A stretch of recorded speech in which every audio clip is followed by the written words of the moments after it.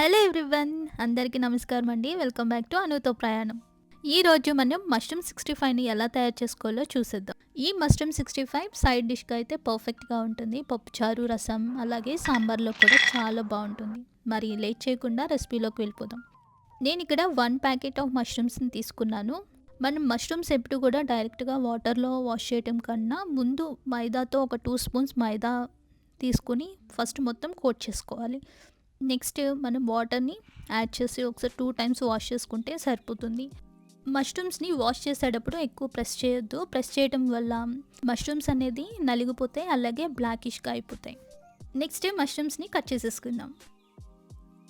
నేను ఇక్కడ మష్రూమ్ని 4 పార్ట్స్గా చేస్తున్నాను. ఎందుకంటే మీడియం సైజులో ఉంది కాబట్టి 4 పార్ట్స్ అయితే సరిపోతుంది ఫ్రై చేసుకున్నప్పుడు లోపల పచ్చిదనం లేకుండా. ఒకవేళ మీకు పెద్ద మష్రూమ్ కనుక ఉంటే అన్నీ ఈక్వల్ సైజ్ వచ్చేలా కట్ చేసుకోండి. నెక్స్ట్ మిక్సింగ్ బౌల్లో తీసేసుకుందాం.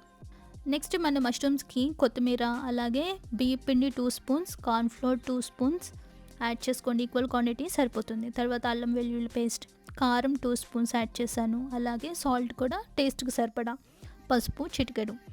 ఒకసారి మొత్తం మిక్స్ చేసుకోండి. నేను ఇక్కడ ఫుడ్ కలర్ ఏం యూస్ చేయట్లేదు. ఒకవేళ మీకు కావాలి అనుకుంటే యాడ్ చేసుకోండి. నెక్స్ట్ మనం యాడ్ చేసిన మసాలా అంతా చక్కగా మష్రూమ్స్కి పట్టే విధంగా ఒక్కసారి కలుపుకుందాం. మసాలా అంతా చక్కగా కోట్ అయిపోయింది. ఇప్పుడు వాటర్ యాడ్ చేసుకుందాం. కొంచెం కొంచెంగా వాటర్ యాడ్ చేసుకుంటూ చక్కగా మన మష్రూమ్ 65 అనేది క్రిస్పీగా రావాలి కాబట్టి ఎక్కువ వాటర్ యాడ్ చేసుకోవద్దు. మనం ఏదైతే కార్న్ ఫ్లోర్ అలాగే రైస్ ఫ్లోర్ అనేది యాడ్ చేసామో అది మష్రూమ్కి చక్కగా మంచిగా కోట్ అయి ఉండేలాగా చూసుకోండి. నేను ఇక్కడ వీడియోలో చూపిస్తున్న విధంగా కలుపుకోండి. అండ్ ఈ మసాలా అంతా కూడా చక్కగా కోట్ చేసుకుంటేనే మన మష్రూమ్ 65 అనేది క్రిస్పీగా లోపల జ్యూసీగా వస్తుందన్నమాట. ఇది చాలా జాగ్రత్తగా కలుపుకోండి. నెక్స్ట్ మనం ప్రాసెస్లోకి వెళ్ళిపోదాం. నెక్స్ట్ ప్యాన్లో డీప్ ఫ్రైకి సరిపడా ఆయిల్ తీసుకొని హీట్ చేసుకుందాం. ఆయిల్ వేడవంగానే స్టవ్ మీడియంలో పెట్టేసుకోండి. నెక్స్ట్ ఒక్కొక్క మష్రూమ్ని యాడ్ చేసేసుకుందాం. మీడియం ఫ్లేమ్లో పెట్టుకొని ఫ్రై చేసుకోవడం వల్ల చక్కగా లోపల కూడా చక్కగా మగ్గుతూ జ్యూసీగా ఉంటుంది. మీరు హై ఫ్లేమ్లోకి పెట్టుకుని ఒక్కసారిగా ఫ్రై చేసుకుంటే పైనంతా మాడిపోతుంది, అలాగే లోపల కూడా పచ్చిగా ఉంటుంది. జాగ్రత్తగా ఫ్రై చేసుకోండి. మష్రూమ్స్ని ఎప్పుడూ కూడా వెంటనే మిక్స్ చేయొద్దు. ఒకవేళ కనుక గరిటెతో కనుక కదిపినట్లయితే మసాలా అంతా కూడా సపరేట్ అయిపోతుంది.